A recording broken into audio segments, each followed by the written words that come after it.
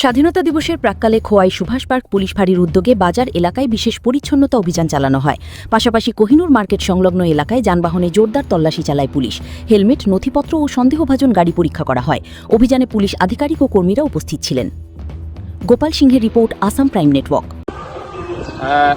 আপনারা জানেন যে প্রতিনিয়ত আমরা আমাদের যে সুভাষ পার্ক আউটপোস্ট আমরা পরিষ্কার করে থাকি।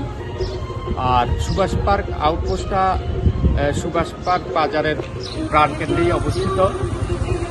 সেজন্য ৮০তম স্বাধীনতা দিবসের প্রাক্কালে আমরা সুভাষ পার্ক আউটপোস্টের সমস্ত স্টাফ মিলে আজকে সুভাষ পার্ক বাজারে সবজি বাজার, মাছ বাজার, মাংস বাজার, পুরো বাজারটা আমরা পরিষ্কার করেছি।